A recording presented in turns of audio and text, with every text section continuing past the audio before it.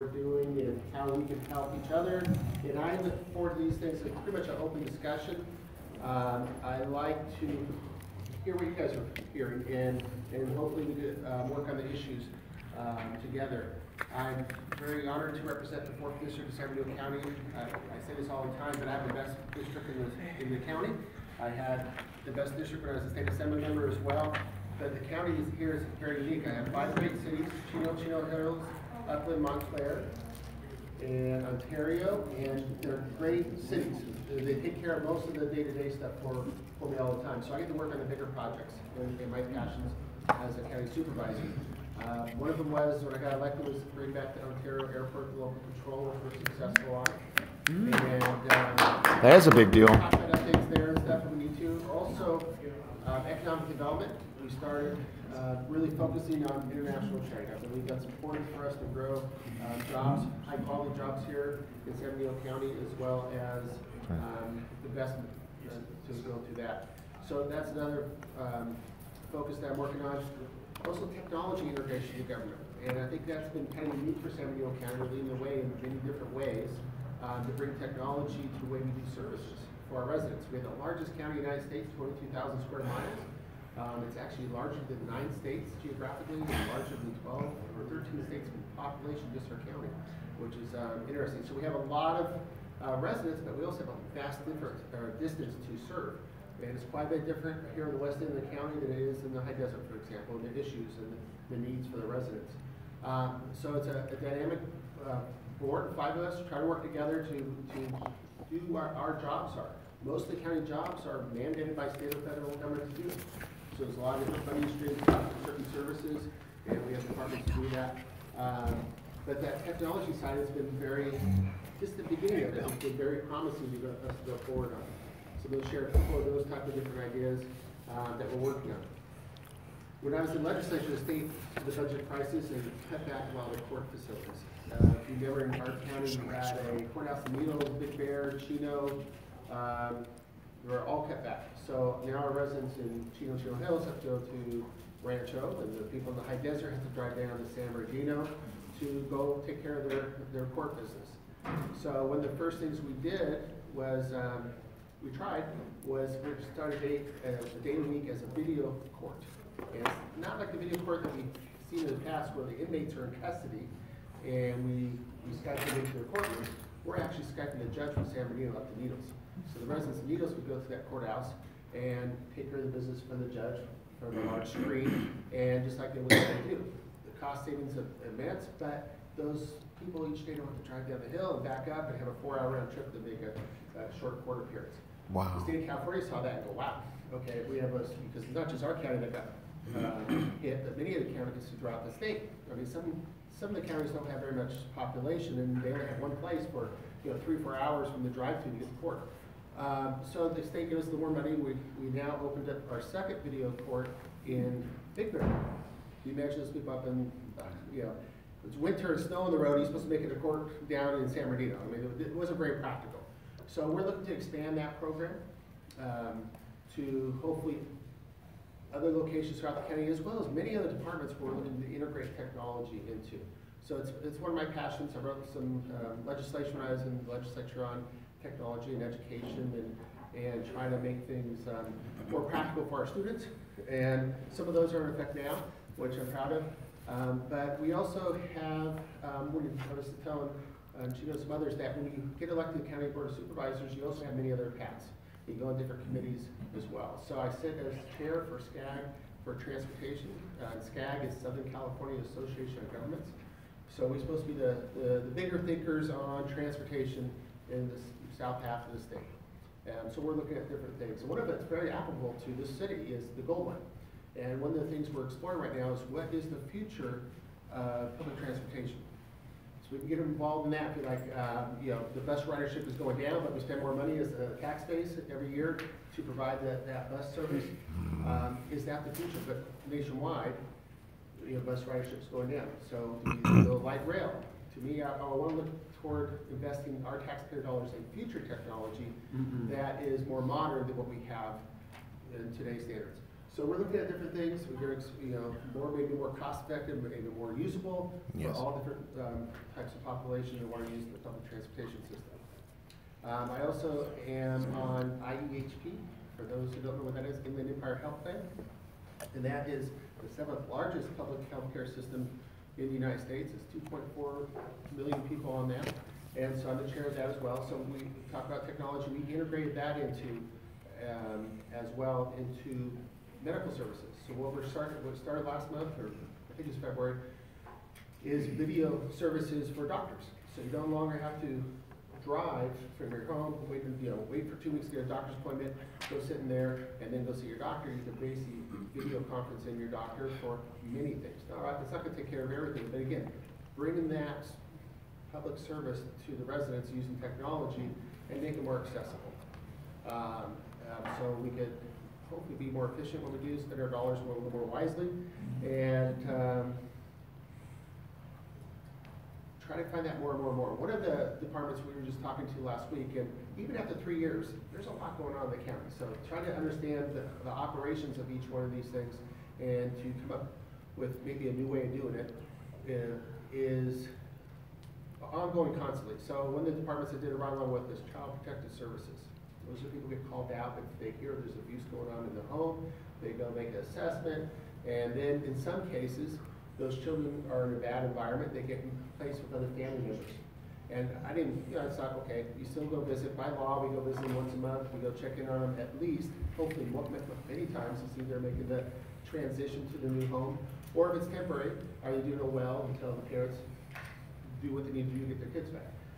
It's sad to hear some of these stories, but then I started hearing how they have to service these things. Well, I didn't think about it, but it makes a lot of sense. Sometimes the family members are not in San Bernardino County. Sometimes they're outside the county throughout the state, and sometimes even outside the state they're getting placed. So our social workers are flying to different states to go do a half-hour interview, or driving for 6, 8 hours to go do a half-hour interview. It's not the most effective way to do it on some of those state households. No. So we're reducing the video conferences to there, for example, another thing. We're doing that for economic development. We're starting a virtual conference center, for lack of better words. So, you see these things in the movies, the big TVs, and two-way, it looks like you're sitting across from somebody. So we're doing that for our international trade. We're doing a subject each month. It could be tourism, it could be manufacturing, it could be manufacturing, export, whatever the case may be. And we're bringing interested business people here locally and those abroad virtually together so they can do their business and hopefully facilitate some of that. I think one that San Bernardino County is such a great place, but we have been in the shadow of LA for a long time. So when we think of Southern California, we think of Los Angeles or San Diego, but we're huge on ourselves. If you put us anywhere other place, not having LA next door to us, we'd be one of those big names all the time. So getting us to be on equal footing for trade and for travel, and to know what the opportunities here in San Bernardino County has been also something we've been doing for a long time. You see the folks up here with the no sanctuary states. So for those who don't know, please, we've got to stop this. That is SB 54, which basically said that we as local public safety providers cannot report the people who are arrested and other things to ICE or federal government for deportation. It was an introduction. I spent 6 years with the crazies up there. There's a lot of things to do that are political.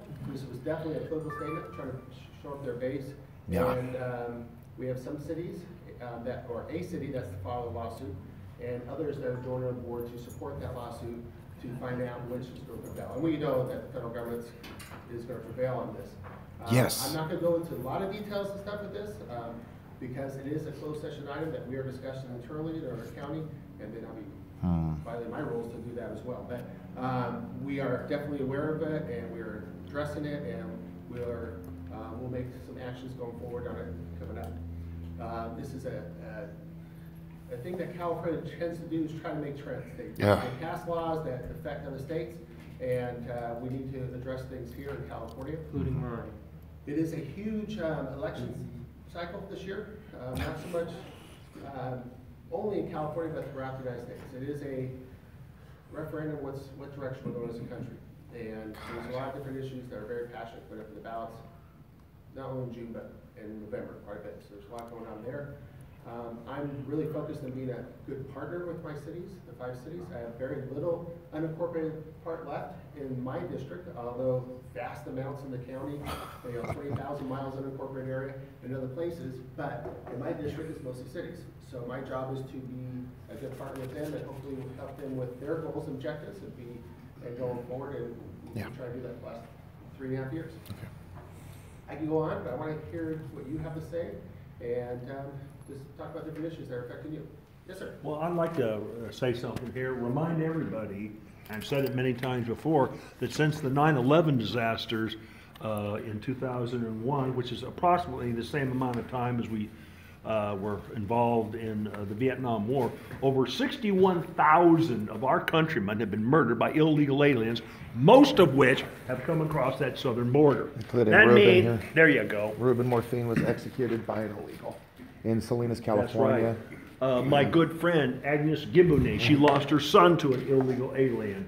And Ron here. Yeah, there you go. And Agnes is, like I said, is a very good friend of mine. And many of our countrymen are really feeling the loss.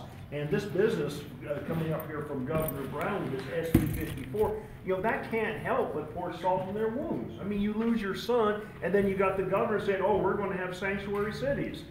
I mean, I don't know where the man's thinking's at. I don't know how he can even come up with something like that, but I think it's absolutely disgusting.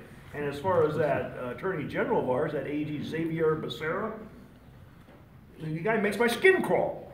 One of the nice things about this event today is I did my time fighting political violence in Sacramento. I was in the Republican for 6 years and my share. I get to work on local hospitals here, so I appreciate the politics. I need it. We're going to be working across the lines to try and solve issues here, and there's a lot of bottom line is there's consequences to everything we do. Consequences to what laws are enacted and all the rest of it. There are several laws within the state that have increased our crime count and stuff like that as well. Jesus. And we do fight those battles, but we do have the consequences. Yes, sir. So you talked about the video venues for the court systems. I work closely with Upland Police Department, and man, they spend a lot of their time in court. Yeah. Do we have anything where we're looking to like shorten the drive time and extend that possibly to our police agencies? Yeah, I've already run it by a couple of the colleagues up in Sacramento, see if they write a bill on it. The idea would be to allow officers to appear on simple things like traffic tickets virtually. There's a constitution to confront your accuser. We don't know what that definition is right now. So does that have to be in person? And the logic to me says, well, if I could Skype the defendant in, and I guess, am I using Skype as a generic? Is it okay? Because I spelled coffee. Video conference the judge, video conference the defendant. Why not video conference in an officer? So I don't know. There's 2 of them looking at it right now, and hopefully, if we need it, they'll introduce legislation, but maybe we don't need it. And that way, if they're on patrol, if they get a beep, okay, you're going to be appearing in 20 minutes, go to your station, go to a video conferencing center where they can still be there and make their appearance. We're also integrating into other actions of the court, where DAs and stuff like that, too, when they need to do a administrative type of motion, instead of driving all the way up to the court, do it like that. So our courts are being a partner. It is a statewide court system. We as a county help fund things like public defender and the DAs, but the courts are statewide, but they're being a great partner with us trying to integrate this technology, and they're being very progressive about it as well. So I think we'll be leading the nation on this to figure out, and also testing what some of the things are going to be. What is the right way of doing this? I don't know. Are you getting any pushback on that? Not yet, but it has been out there much. I mean, for the people who are using it right now, it's a convenience for them. It's the residents that don't have to drive that are going here, hey, I can go here, and it's only 10 minutes away from my home, it's just a 2-hour drive. And as far as the inter-court stuff, like public defender or district attorney going up and making a quick motion, obviously it makes a lot of sense. There's a culture change with government. We're not the best, the fastest of being innovative and moving in many ways. Yeah. We're like the big ship that doesn't turn very quick. But so I think it's going to be over a period of time. I am very optimistic that so far the county employees, the ones we're integrating this virtual technology to, and it's been a small portion so far, is very receptive to it, and they're very open to trying it out. And so we're trying little modules and see how it fits, and work out the bugs, and then expanding it to all our departments. So we're at the very front edge of this technology revolution. Bringing and integrating the government, and we're 20 years behind the private sector, but we're working on it. It's in the back table. So. Is the school fully funded now to No. Montclair? To Montclair from LA County? Yeah. No, they're still short. This is a obviously year event, and they're the ballot measure LA County voted to get that in, gets them like 80% of the way. I've never seen anything come in on budget, so I figure it's probably really 60 or 65% of the way. But over the period of time, over the 10, 15 years, they'll take them to build it. In the back? They'll probably You introduced me to her. Sir. Hello, Supervisor. My name is Ruben Rodriguez. I believe I might be a constituent of Supervisor Rutherford because I'm like 2 or 3 seats away from your district, but both of you guys represent the city of Oakland. I have 2 quick questions, and I won't hog the microphone so other people can chime in. My first question is, this might be more pertaining to her side because it incorporates Fontana, but overall, my heart is in the Inland Empire. And my question to you is there has been a lot of warehouses, and I understand that there's a balance of revenue and for cities to make profits. I know there's a business side to it, but what are steps or initiatives that we can slow down the process or to not have so much warehouses such as in cities Fontana or other, because the land is also cheap. And I also would like to add that I also went to a coffee with Supervisor Ramos, and he mentioned something about that you also got to take in, I don't want to call it department, but there's a different committee that handles the transition of papers to allow these permits of these projects. So essentially, how can we get all these warehouses out of the IE because there's already too much. Okay, let's talk a little broadly about economic development in San Bernardino County. The number one economic activity in the Inland Empire is logistics. Logistics is changing. It's no longer moving forklifts. A lot of the stuff's being automated. It is the fact that 40% of the nation's cargo comes through ports of LA and Long Beach and ends up here for distribution throughout the United States. So it's big. A lot of those warehouses are being turned into manufacturing now, and which is, we like to see those better calling jobs. As far as the county position, we don't have land use rights over cities. What the cities do, the cities councils have that. I can no longer ban warehouses or ban whatever, because that's their thing. We do what we do in the unincorporated areas of San Bernardino County. But it's the number one part of our economy right now, and I think we'll see more air shipments coming from the airport of Ontario, and more of that trade going back and forth. As far as what we're doing as a county right now, we have tasked our economic development department to work with Riverside. We're the fastest growing area in the United States, in the Empire right now. There's a lot going on to try to find out future technologies and bring things in. So one of the things I'm bringing in is, I told you I was chair for SCAG, I'm trying to get a Department of Transportation certified testing site for autonomous vehicles, for example. It's one of the things we're working on bringing to the IE. We need to go out as representatives of the region and try bringing those bigger names. I'd rather have everybody who lives in San Bernardino County work in San Bernardino County if possible. We export 300,000 people each day to go to work in other counties, and they come home to San Bernardino. A lot of people on the freeways. So if we could get them to have better jobs here, we want to do that as well. As far as land use issues, that is very local, and I believe in that. And I believe that local residents want to see what their community is. And that's one frustration I have when I was with the state, is they want to force all these things on the local government, say, you will have this, you have affordable housing, you're going to do this, you're going to do this way, this way, this way. Understand it's an economic logic to that, but really what we're built on is our representation, Gino for his council or other council members working with their communities, what's best for them. In Ontario, they chose to be a big logistic hub. So it's Fontana, Rialto. In other cities, you don't see that. In my home city, Chino Hills, we don't have a warehouse in the entire city. That's the beauty about having local council members elected and following what your vision for your community is. It is something that we talk about workforce development and job development over a period of time. It's not a entry-level job anymore. You know, okay, there's a lot of technology coming through for logistics. The way we shop as consumers is we go online a lot more, we click, and we expect that product to be at our door the next day or within 2 days. And that takes that whole logistics chain to provide that service that we're using as consumers. We used to, I remember even 5 or 6 years ago, I think we were at 30–40% people shopping on Christmas online. I think last year was up to 60–65%. Whoa. So we're a changing community right now, which has its own repercussions, okay? When you go buy something from the store across the street, the sales tax in the city of Upland stays in Upland. When you buy something online, you don't know where the sales tax are going. So the trucks are dropping off deliveries and stuff in here, but the city may not get any revenues.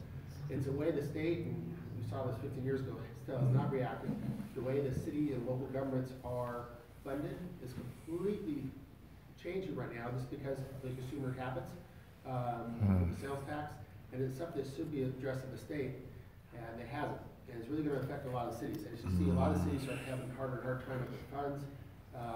We're getting a lot of percentage of people clicking on buying stuff, and that we are supposed to self-report our sales tax if it's not coming in within California. If you're in California, you pay it when you buy it. When it's outside of California, you don't pay sales tax. You're supposed to declare that in your taxes. I don't think a lot of people are doing that. So the pie for the local government. I don't know what the tax is. Based on our consumer shopping habits, and that, you know, hopefully the state will take smart and figure out how to fix that with these things. I didn't address your question directly because I don't have land use over those areas. But we are trying to bring in new things. And another thing we're trying to do is bring in a whole export process for trade, which we've never done before. And have our goods and our products and our agriculture start being shipped overseas and start getting money come back here. So we're big effort on that. My follow-up question is, it's a really quick thing. In regards to SB 54, I know that you said it's a closed item issue, but when you speak with your fellow co-workers or the other supervisors, take in consideration that agricultural work and janitorial or like what's that word, like restroom, I'm not sure what the word. Sanitation. Like Menial? Janitorial or restroom jobs or Sanitation. Custodial. The custodial. Excellent word. Or food industry jobs or construction jobs. Those are very hard jobs, and not a lot of people will be out there in the hot sun picking crops or building towers that we see in various cities, or nobody likes to clean restrooms. Some people do it because they gotta do it for a paycheck, you know. So I just want you to take that in consideration when we speak to your supervisor, because really quickly, because I understand what we're trying to get to. So Use let me visas. try to look at everything else. Yes, ma'am. Back to video conferencing, have you found that maybe a byproduct of that is more compliance with people coming to court and consequently less warrants being issued?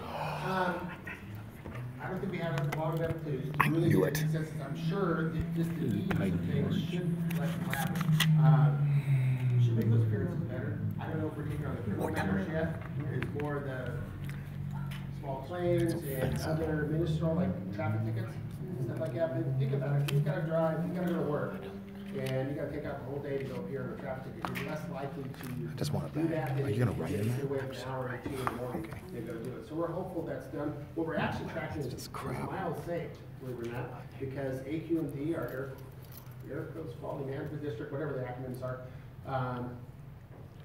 it's telling us we got to bring our emissions down, even though our population is growing. Right. And so we are tracking use of technology and how many miles we save, so we can count it toward that savings.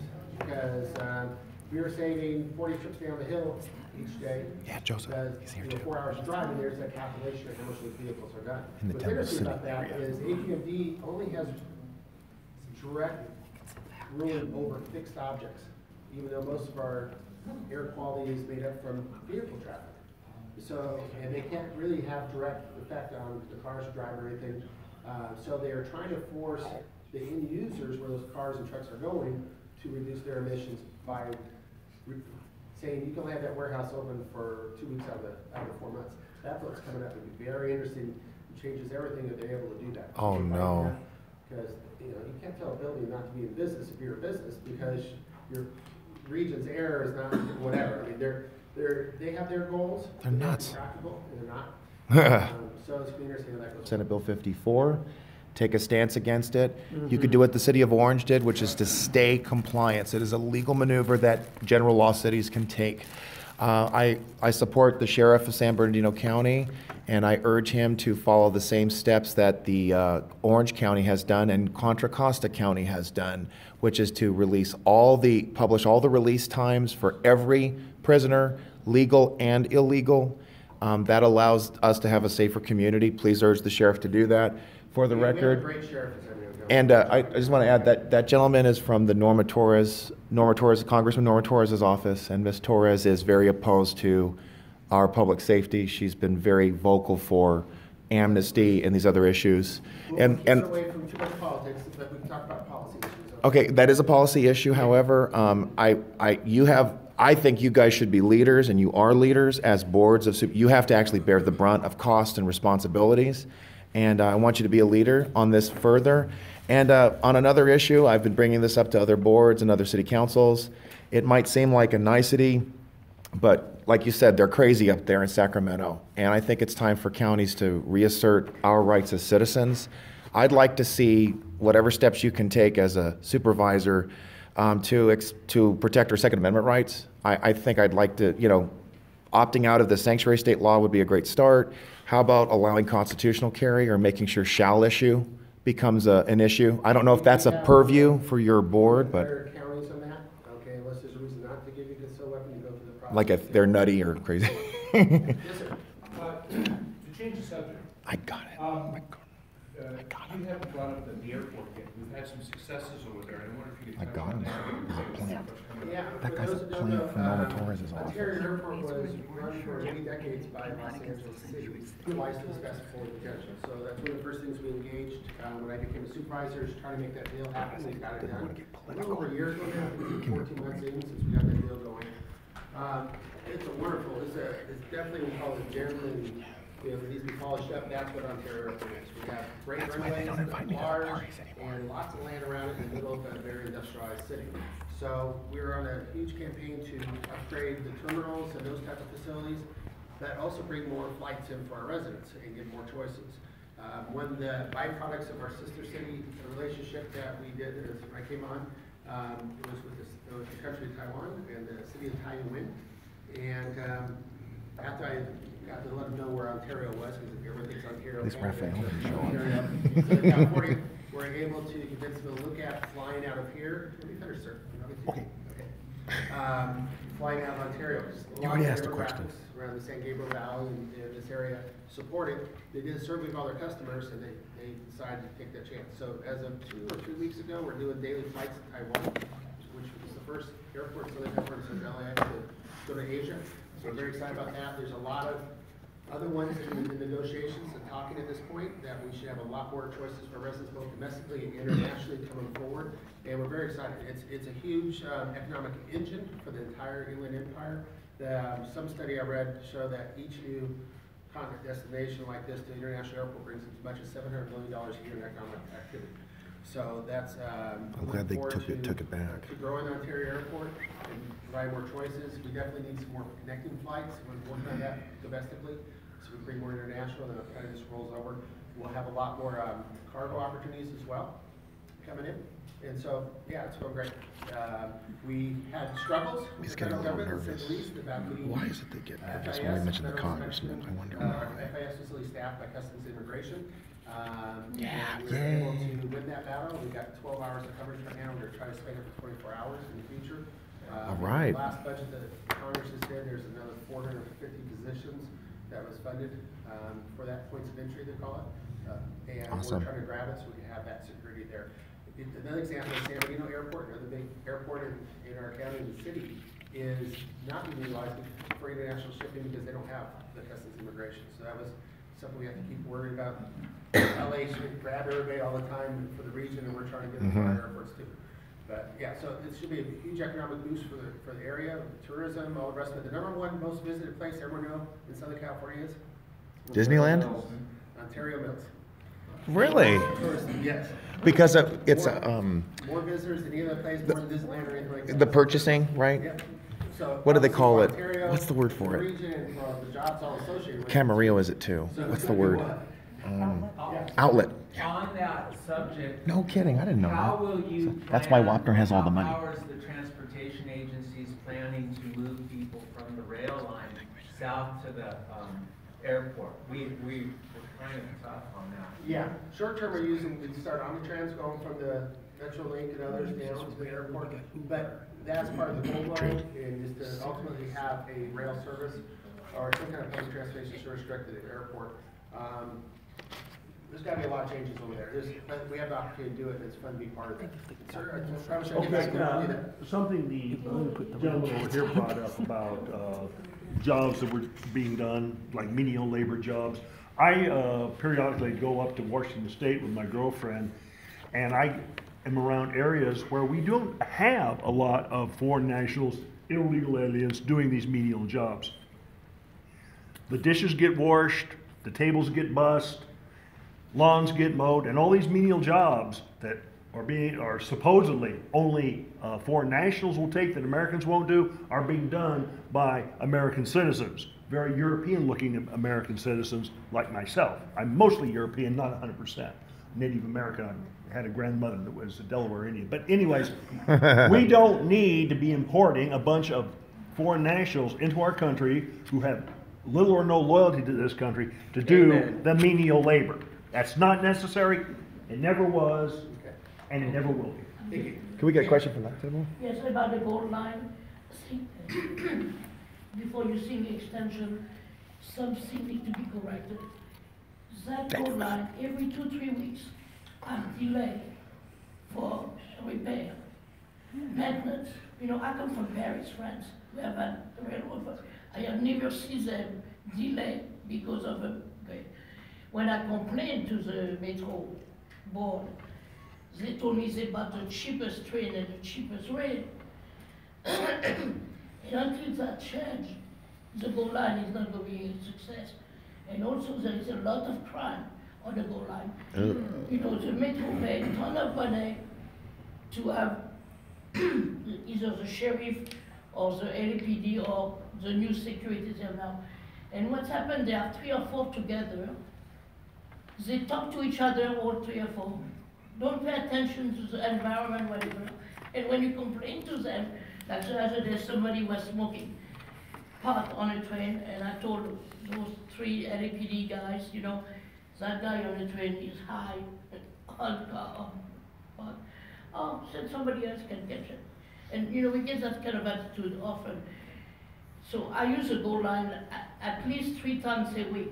And it's very poorly managed. The train are of terrible quality. They shake so much, I'm surprised nobody has filed a lawsuit for back injury or something. You know, it's something, you have to buy better equipment to make it last. I'm sure the money we spend on repair and maintenance far outreach the money we have saved in buying cheaper equipment. And you are from San Bernardino County. I don't know if you have been looking at the workman's comp, but you know, this county had a lot of issues when those people did not get the treatment they needed for PTSD and so on. And I follow that case very closely, and actually I wrote a lot of letters to the editor who were published. I am concerned, even now, I'm not sure the people are injured got the treatment they needed. And that may be an issue we need to look very intensively. So it's not For dormitory? What we refer to as our. Well, it doesn't matter, we still, on okay. December Yep. 2nd. And if you want to get into Yeah, I the state recognize policy you. on workers' comp, be happy to do that. That's actually one of the co-authors. I confronted Connie Leva, and she bullshitted me, pardon me. She gave me the 1 and 2 when we shut down the Sarah. That's offensive. The byproduct is a lot, our finger points at us, and reality, we can't say no, and we can't say yes to anything. It's actually The way the system is set up is workers' comp now is the doctor says you do this, you fill out the forms, and you do that as an employer. And a lot of the issues that we have dealt with our employees have been doctors outside the workers' comp system that don't know the system, don't know how to submit the right form or go to the right place, and unfortunately they blame us for it. You know, we can't say no if we wanted to, which we wouldn't. Obviously, these are employees and we're trying to take care of them. So it's a tough situation, and a lot of times we cannot comment on individual because there's lots of rules about talking about people's medical, but it is something that I'm very involved with back in the past, my own position as an assembly member, as well as obviously as a board member, that we want to take care of our employees. Yes, sir.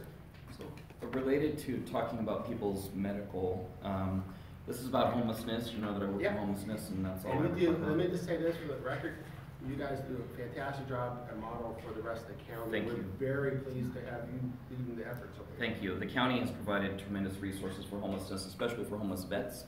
So we want to return the thanks on that. I mean, the county's helped us house and place a lot of veterans. But my question has to do with data sharing, and it's actually a policy issue. So at the end of this, I'm going to basically ask who I can talk to on your staff to suggest some policy.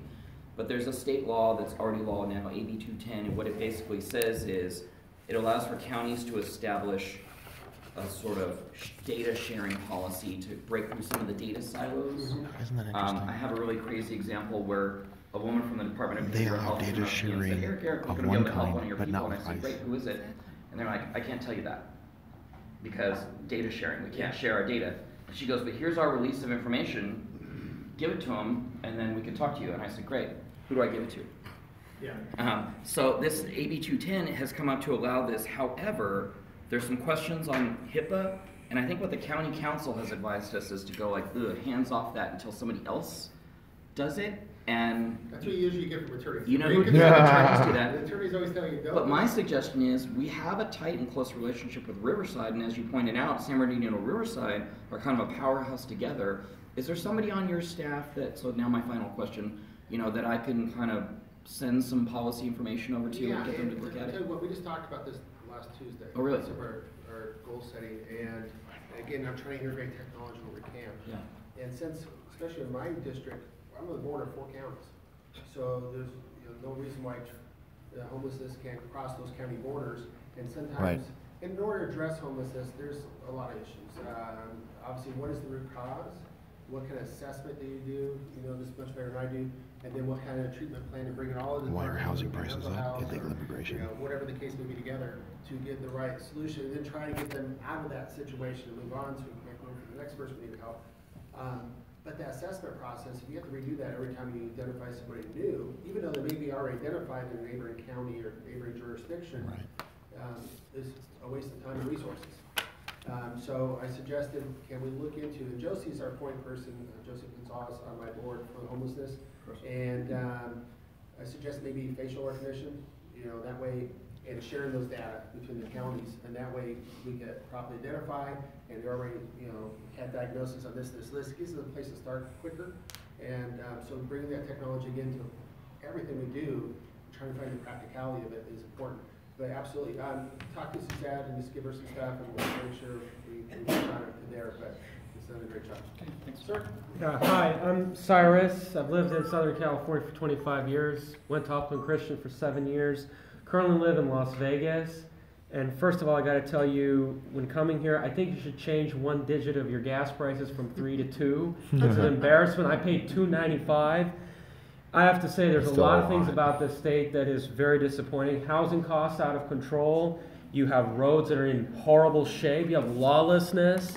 You have out of control immigration. By the way, speaking of immigration, Las Vegas. I have a lot of my residents here want to hear about the policy. I want to hear less commentary, more questions if I can. Well, why not? No, I've come here from Las Vegas, and I have to explain my frustration.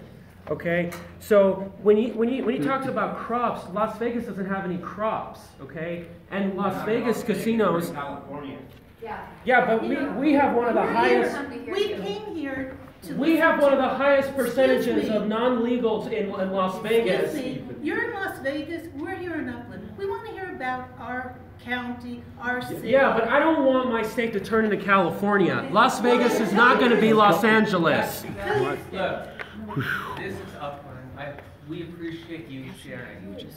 Who is? Is this how you welcome Las Vegas? Oh, I see it. This is We how don't do that. Please, this is how we talk about our county. I'm sure he can answer the questions related. They're trying to shake him to up. California. That's offensive and to me. his experience in the assembly, but let's try to be respectful of the group and not raise our voice, okay? Okay. Please? All right. Well, anyway. No, you're through. They want to talk about county issues. Okay, well, I just want to say that your land use transportation issues in Southern California is basically a nightmare. Whoa. Your mass transit, the Gold Line, is a sham. Your decades of highways and sprawl and suburbs is a sham that you've done for decades.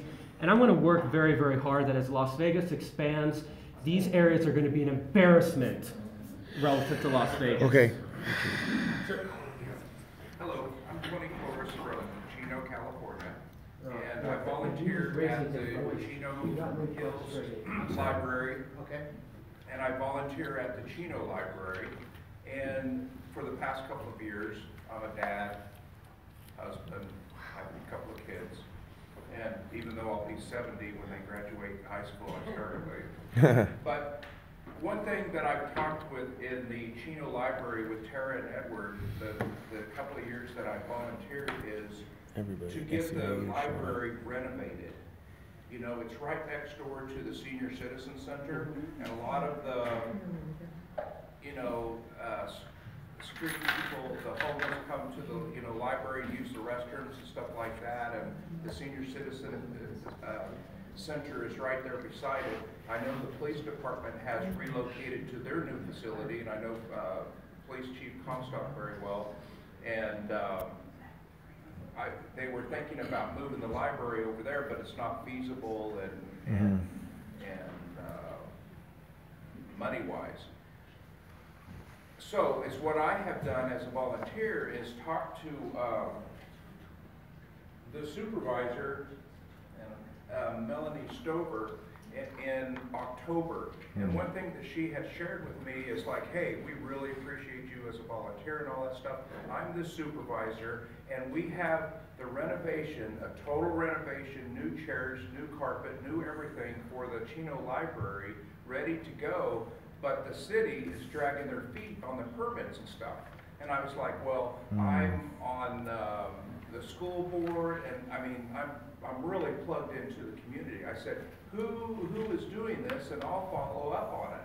And she's like, oh, well, I'll have to get back to you. Well, a month went by, and now it's in December, and I called her 3 times, and she didn't return my phone calls from answering the phone immediately. So you want me to follow up on where we're at that library? So that's what I would like you to do, is I'm asking you is to follow up with, because it's a county library, and I look at Chino Hills and all the good stuff that is happening in Chino Hills, even though it's a little newer city, with the library and the community center that I go to there as well, that type of thing. And it seems like no one is listening to my voice, our voice, of getting the Chino Library renovated. And the reason why I say that is the bathrooms have no hot water, the urinals are all old, the carpet is just, I wasn't aware of any issues with the city of Chino, but we will follow up and check into it and see what's going on there. If we have that budgeted to be done, then I'm sure we want to get it done as well. Yeah, thank you. Absolutely. I have a question about the IEHP. Yeah. And you mentioned it's the 7th largest public health system, and you mentioned something about technology, medical information. I'm currently going through a very painful and interesting experience. My brother was diagnosed with a very rare fever. For cases like that that are rare or unexpected, would that be a type of I don't know, issue, medical information that could be for the public to be aware, because it's scary? Yeah, I mean, technology obviously gives us advantages to get more and more information out to people. And the ability to recognize things on the earlier stages obviously saves the system and helps that patient out the best way we can. So we're working it through, I mean, all the insurance companies are trying to put that stuff more and more available online. There's also with the web, you have a bunch of things, you can go online and see things too. It's kind of educating people where to go look is always the hardest part. There's a lot of resources out there. Trying to figure out where to go look and let people know that's the more difficult part. Kurt, but I was thinking like an outbreak of, say, measles or chicken pox, or like what my brother had. They sent it to they sent all the lab work to the CDC twice. It was just rare. I mean, obviously not data information to share to the public who it was, but just to be aware. Well, we have switched to virtual records. It's a state goal to go more and more connected, so less of the folder and more online. So if you go see a doctor or a specialist, or that can be accessed a lot easier. We're pushing forward on the county resources. Not that all the doctors are pushing that. I'm frustrated that law is still like the old way of doing things. But it's going to take time, but we have set the infrastructure. We're actually investing a lot of money between Riverside and San Bernardino to connect those resources, and we saw the same privacy issues we have to do as well.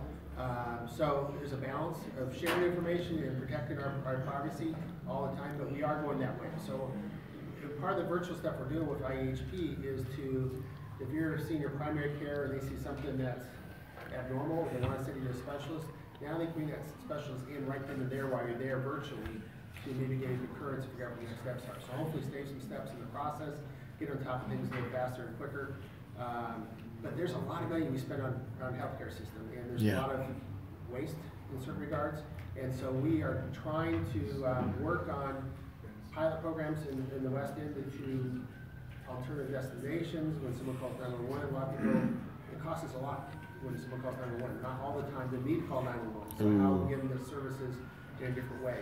How do we bring advice and education to those who have complex medical needs at home?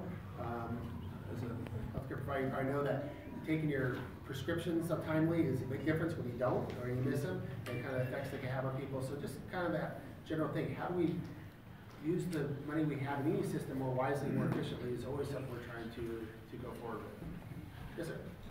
The gentleman spoke about the Chino Library, and I assume he was talking about the county library. My question is, are there grants or sums of money available to the city libraries, like the city law?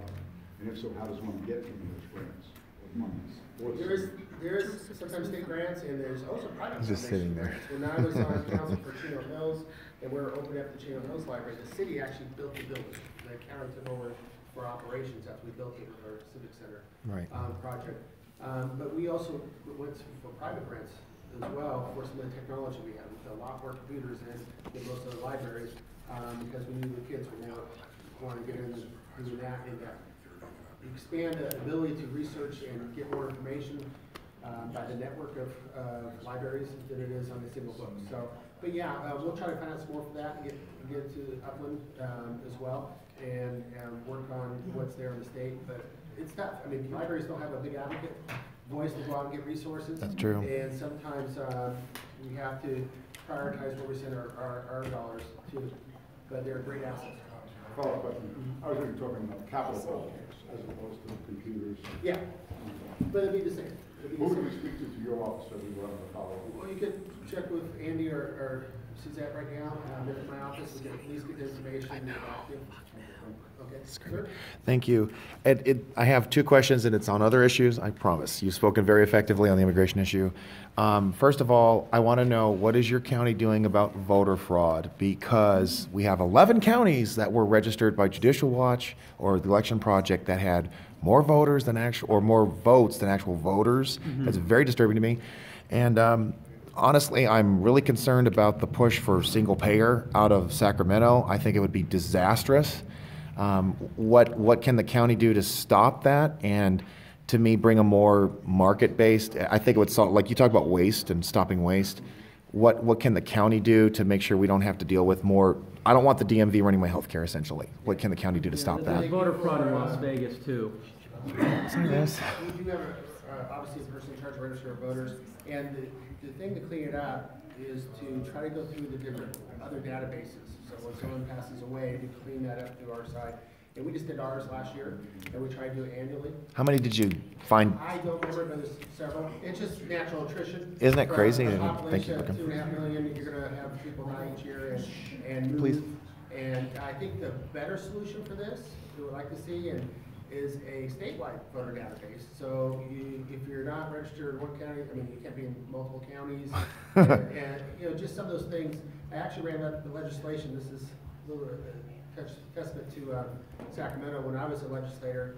And we had reports. I was election chair for a cycle of voter fraud as well. And some of it's legit and some is just bad administration, okay? But I try to run a bill that we had an incident where there's 84 people voting for a vacant piece of land. And so I said, well, something like that should be flagged, so we'll investigate it. Right. And so I wrote a bill that said anybody over, maybe 25 or 30 people at one address for a single family residence should be referred to, at least be looked at. Right. And they said no. So Of course not. How about voter ID? So those are different things. Yeah, I'm for that. We've been ruled That too. in the courts on the ID, but I think you can use biometrics to do that as well. Okay. You go your driver's license or fill out something. There's definitely technology. Driver's license? For those who are empowered to make that system tighter. Okay. Okay, I'm not in that position anymore to do that. Unfortunately. Okay. As far as healthcare or anything else in the county, we're the keepers of the federal and state dollars to do practical stuff for them. Okay. So honestly, our departments and our staff and us as representatives go advocate for different things on state and federal levels all the time. Single payer would be difficult to do even for California, and I think even the leadership realizes that. Please, right God. now, and it would be costly. Please, no. $400 billion. With everything I did work with Governor Brown for a few years. All the different things, he's fairly fiscal conservative, probably more so than Schwarzenegger was, when I was up, to be honest. So I don't see that happening in his watch. Who knows what? Please, God. No single payer. Thank you. There was a article in the Daily Bulletin a few days ago that in Chino Hills, they were talking about mandatory water rationing. They want to pass that. I don't know if it was at the city council level or at a water district level, and they wanted to reduce consumption per household to 55 gallons per day. The question is, do you know about that? And number two, is that the direction that we're going in, just as a county, as a state, etc.? I am a Chino Hills resident, so I know there's some discussions about it. They went to a level 2 while we had the worst drought, which was previous years, and this year we actually have quite a bit of water coming in this year. California has always had an issue of water storage and transportation. Yep. And no matter our commentary, we had several water bonds that we voted in that we didn't spend on transportation, storage, and water that we should have, because the state's grown quite a bit in population in the last 40 years, 50 years, and we haven't done enough. Because of illegal immigration. Infrastructure larger. So there is rightfully concerned by the citizens to go there. The governor is trying to do his water transportation support by having the local water agencies help with the new north to south corridor. There's plenty of water up north. So do I think this long-term trend? No. Is it something to get by until we build some infrastructure capacities? I don't know if the city's going to do that or not, but each one has their water sources and levels they can do. I don't like any kind of mandatory anything personally. I think there's goals and objectives, and frankly, as a people, we've done a good job at that. I think, this has been a while since I remember the numbers, but I think less than 10% of the water usage in California is by people. 90% is by agriculture and industry and other things. So when you hear about water conservation, that's a good thing for us to watch all our resources, but it's really not the biggest bang for your dollar, when you want to save water. It's more about the transportation and storage issues for California that we have not invested in infrastructure for a very long time that we need to get better with. It's so corrupt. Yes, sir. Since you were in the assembly before, I wanted to get your perspective of like the districting of the maps in terms of, like, for example, the city of Upland for congressional is clumped with the Inland Empire cities, and then for the Senate and the Assembly is associated with the foothill cities. There's nothing wrong that we're clumped with the foothill cities, but I've noticed that there's a division between North Upland, which is from 18 to 24, and then from 18 to down, because if you live in North Upland, you're with Judy Chu for Congress, and you're still with the same assembly. There's a different congressional rep. So my question is, how can we more so get the city of Upland by 2020 for it to be fully the Senate Assembly and the Congress districts in the Inland Empire, because it doesn't make sense from a geographical perspective and also political political perspective, because Pasadena, La Cañada, Prince and Glendale, You're sandbag because you're not next to the high desert anymore, and it doesn't make sense right? Because David Dwyer had the district before. For those elected officials that are based out of Pasadena. Well, redistricting happens every 10 years after the census. So in 2020, there'll be another census coming out. And they split Torrance in two. Hopefully count every person in the state, and then they go through it. In the history of California, most of the time it was done by the legislators. The congressional people get the ground and draw it out, and the state legislators did it, they drew it out. Right. And whoever's in kind of power is able to district things the way they work. This last cycle, 2010, was the first time the voter groups had a right to bring in, and it was done by commissioners appointed by local entities. So if you're a volunteer here and you want to be in that commission, come up in 2020, you can apply to get it. I don't know who selects it. I forgot who selects these people, but they get on the little committee and they try to look at things a little more rationally versus politically, because most of them are drawn by political standards from way back when. And to the groups, not necessarily the cities, but also groups of like people together, so they have common interests in their districts. I would hope that, you know, we can't just think of borders either, because most of the people don't know where one city ends and the next city starts, or one county ends and another county starts. We need to work together on all There different are levels of 2 government police that happen. officers. That's why you see a lot of the edges of San Bernardino County not have some of the off ramps and stuff. Well, why would I build the 57 interchange? Well, it's partly Inland Empire people, partly LA County people, but no one wants to take ownership of it because we want to spend our dollars on projects strictly for our residents. So that's where the borders come into a problem. So to be able to look past those borders and look at solutions and work together to share those resources, there's definitely got to be a better way of doing it. And we're growing quite a bit down here in the Inland Empire. The lines will definitely change in 2022, what they're going to look like. But get involved. That's the biggest message. Get involved here, and that. And because now the power is with the community versus the politicians up in Sacramento. So I think it's a better system. We'll see how it goes going forward. Citizens first. Thank you, Director. Yeah, absolutely. Yes, sir. One thing, I just want to invite everyone to the Friends of the Airport meeting this Thursday, if you want to know more about what's happening at the airport. I'm glad 4 that o'clock you in the got that. afternoon at the administration building. They're going to be bored. They have to listen to me again. I think it would be worth their while. What day, what time? Thursday, 4 o'clock. The address is Let me grab a cup. 1923 East Avion in Ontario. It's the administration building of the airport on the south side. All right. Good morning. Yes. My God, and 2 police officers? Seriously? I think the SEIU Sounds okay. I'm very grateful to our county for what we've all done to help homeless veterans. And that's leading into other areas of the county. Must be really powerful. So the SEIU comes here to shake us up, and then the police show up. Wow, this is what's happening in California, folks. What's our goal?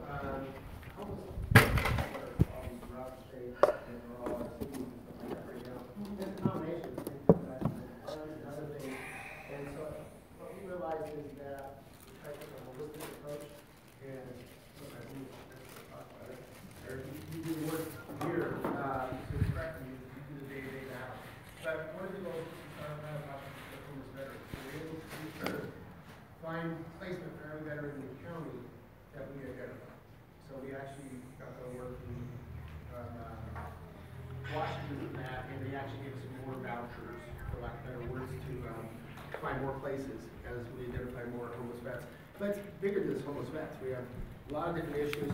I think what's unique about San Bernardino County is that our different departments that usually work in silos are working together. on different things and to try to come up with that full package solution.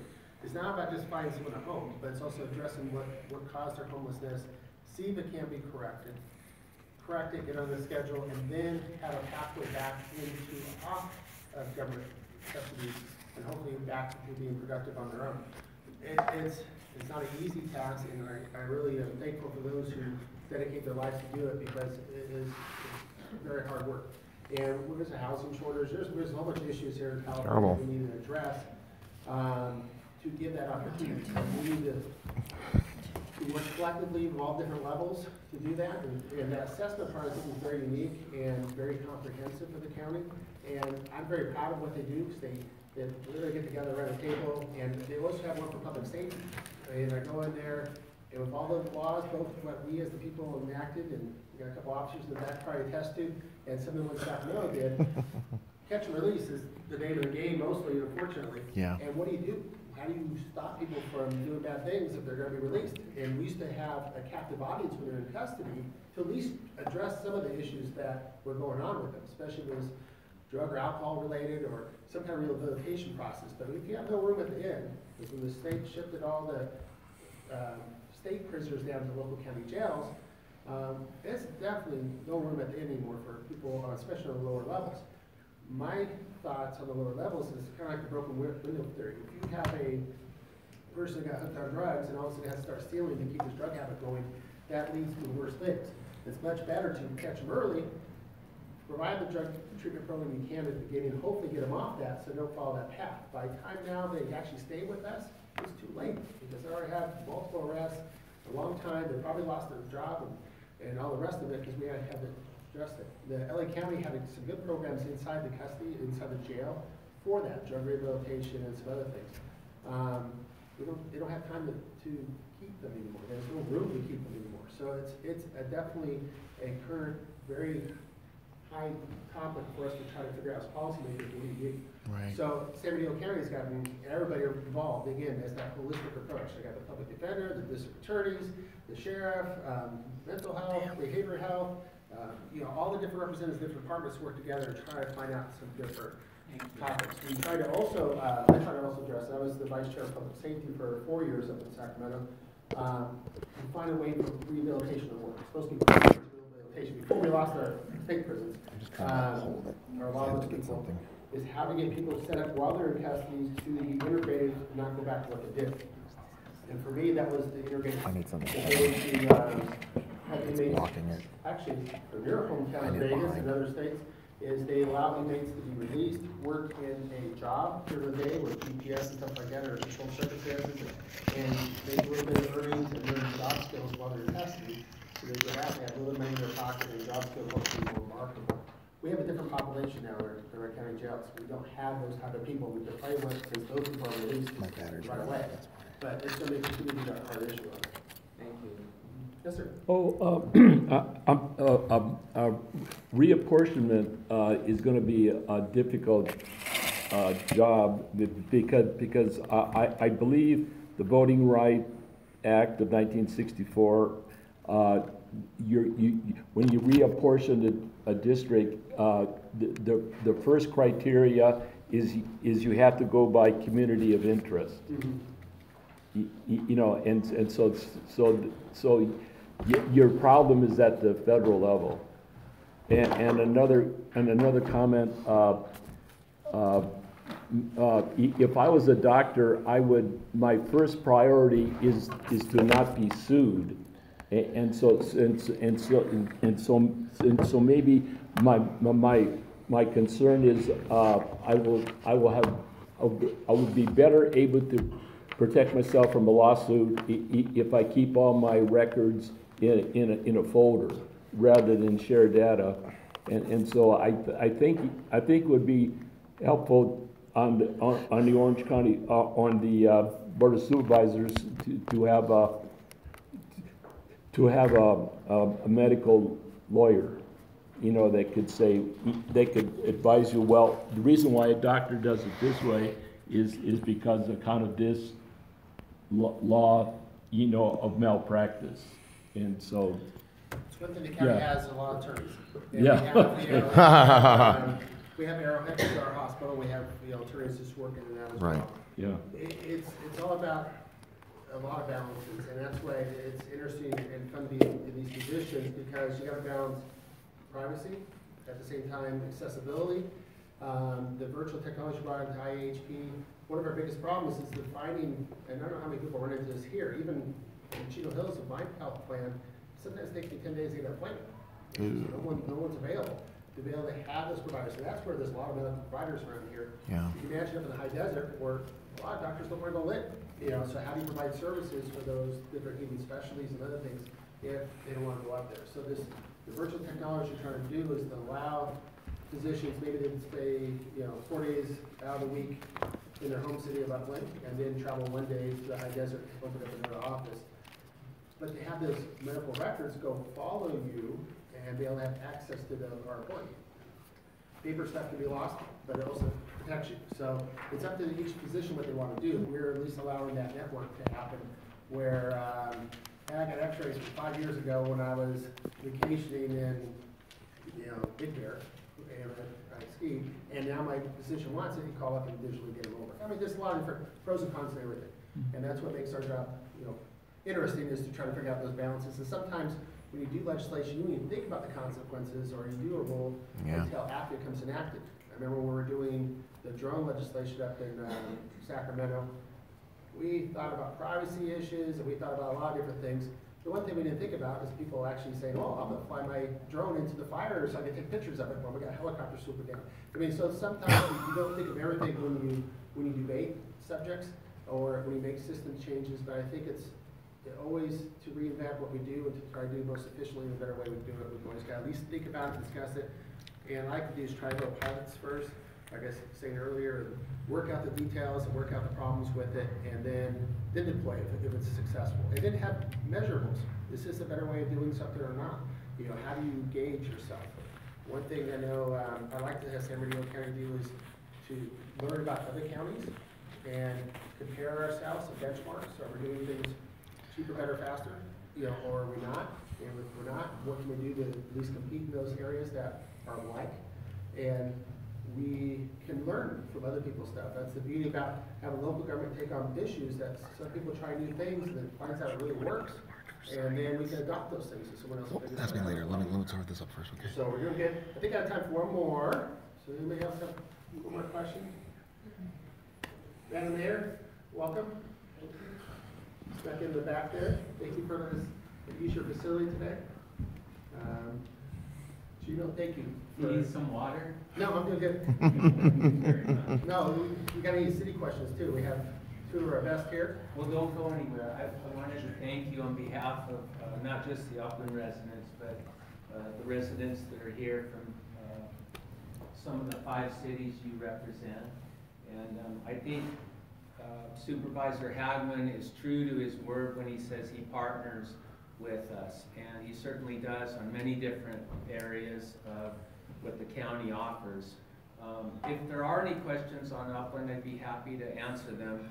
I wanted to thank Mayor Stone for attending, Assistant City Manager Jeanette Magnozzi, our Public Works Director Rosemary Horning was here, and our Upland Police Department, and our librarian Yuri Hurtado.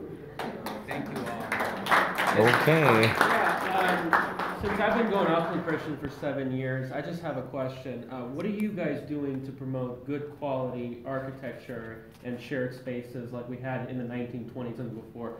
Because Upland has a what we call a blue ribbon committee made up of architects and for new buildings and developers and representatives of the historic downtown that has worked together and provided a plan to the city council that our planning department uses as a working document. We also, much to my concern, we spent over $1.5 million several years ago on a specific plan for our historic downtown. So those are things Upland is doing.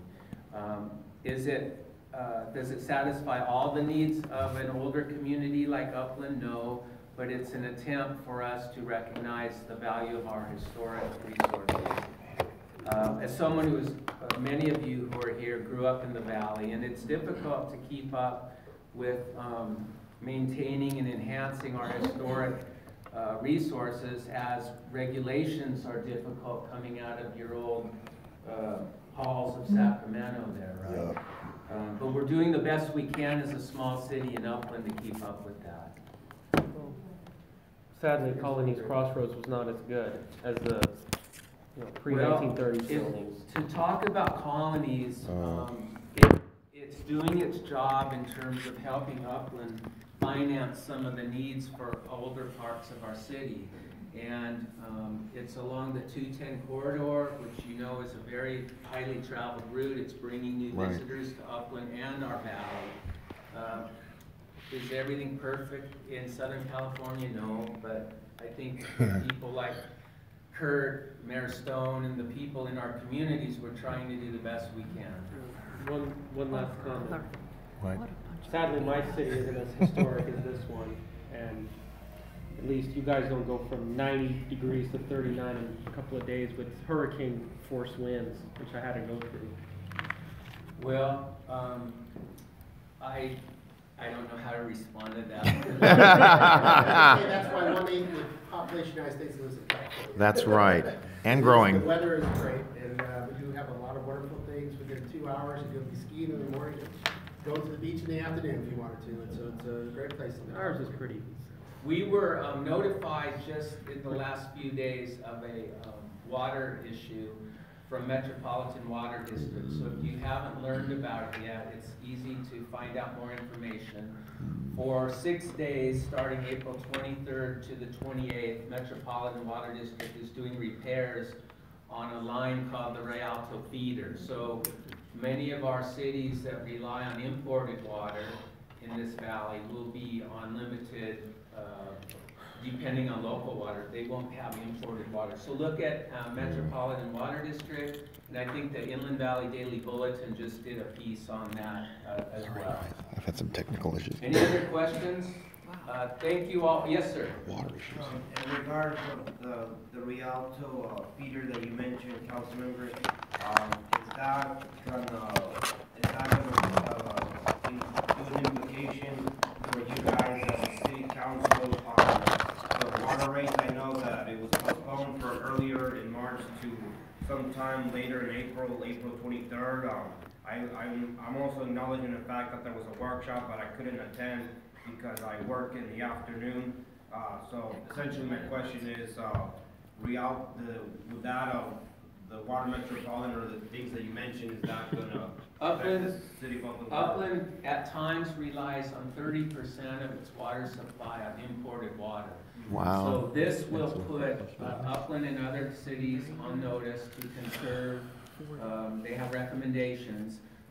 So in some degree, yes, it will affect Upland, but not as much as other neighboring cities. We had 2 workshops on our proposed water rate increase. So you attended one of them? I know that there was one like recently, but I couldn't attend. Yeah, we had 2, but you can go on the city's website, or Jeanette is behind you. She can make sure you get the data on it. And thank you for coming. And also really quickly, the only thing I can agree with that. You mean like when you were there and they called the police more on you? businesses in downtown. If you guys could have brought, as a council member, as a council, if you guys could have brought a lot of business in the colony, you could also do the same for downtown. I appreciate that there's like a coffee shop and also a small brewing company in downtown that's very much needed in downtown. But we do need to revamp it because very quickly, I know time is valuable, we're pressed for time and we're wrapping up. But like for example, in the city of Pomona, that's a very great example of what a downtown is supposed to be. There's you know what a threat I am. And the mayor's proposing a movie theater. I know it's been in the works for a couple of years. Lord, Chair, I don't mean to interrupt dangerous. you. He has a schedule. I want to answer your question. Pomona benefited greatly from the Tessier family and the city working together. And we're working on partnerships here in downtown Upland. We're seeing that we're making progress because if you look at the prices on the very few buildings that are remaining for sale, they're very high priced. We know that there's some restaurant interest working with planning department right now, credit in the world because it's it's a tough place to compete with Especially in some this of the state. well-funded operations. Thank you. You're welcome. Thank you, Gino. Supervisor, thank you very much.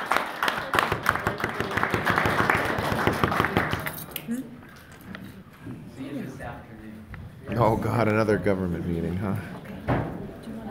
That's some good points. To the mayor? Sure. What's that? About labor. And you're gonna record too, right? We have one of the highest percentages of non-legal residents in the country, and we don't have any farms. Do you want to take over telling her how to vote? Okay, sure. Let's go. Comment allez-vous?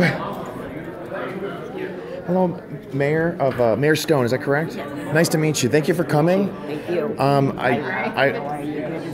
I want to say I always feel at home here, so I just want to say that first of all. Second of all, as you can see, I am vocally opposed to Senate Bill 54.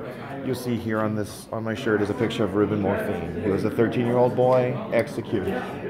Yeah, I know the mother, Angie, her name, and this is Rhonda Silva. He was executed, shot by a gangbanger, illegal also in El Monte.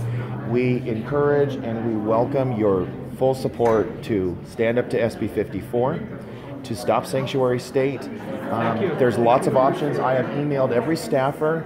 There are lots of options. The city of Orange took an incredible step, which was to stay compliant. You are a general law city, is that correct? No, I mean, yes, I'm sorry. We're not a charter. We're not chartered, That's fine. right, that's what I'm So saying. you have a lot of options to protect your police as well, and I urge you to take all of those steps: a resolution, an amicus brief, and a stay of compliance. All of those are fully legal. Nobody could sue you unless they wanted to try to. If the ACLU tried to harass you, you'd actually be able to get attorney's fees because they can't do that. So we appreciate you and you as well, Councilman Philippi or Felipe. Okay. Mayor, we need you over here. Yeah, all right, thank you guys for your. Thank you. Take care. Where's the SEIU here? Why are they here? Do you want to go say hi? Photo. What, do you want to take a photo? Want me to take a photo next one? Of us? No, themselves. Oh, okay. They do it to shake up. They do it to shake up the supervisor. Healthcare issue, though. Yeah, that too, because they want easy jobs and stuff. So that was really good. I'm glad I did that. And We're going to be in a good position with that one. absolutely, and I think I was totally respectful. I was assertive, you know, and because to me it's like, you know, I wanted to get to a point. I'm public about this. I wanted to get to a point where when police are showing up, that it's unfounded. It's like it's not about me. It shouldn't be about me. You know, this is not acceptable. You know, unless of course it's because someone feels unsafe and it's because of somebody else. So, somebody wants to talk to me. Anything you wanted to share with the camera, guys?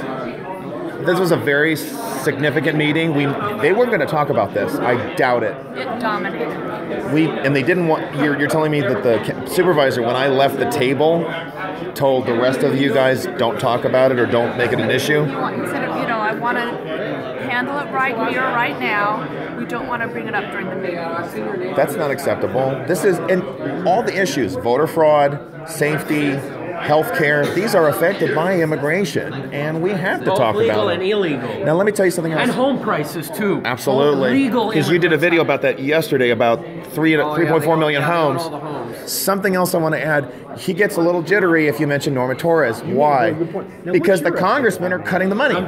They cut the money. They cut the federal funding. Yeah. You know that they're pistachio. All right, folks. There we are. All right, let me get a quick one here. I'll wrap this up really quick. I'm just getting I'll give you a card in a sec. I'm just going to document, that's all. All right, here we go. We're closing out. Thanks, everybody. Have a nice evening.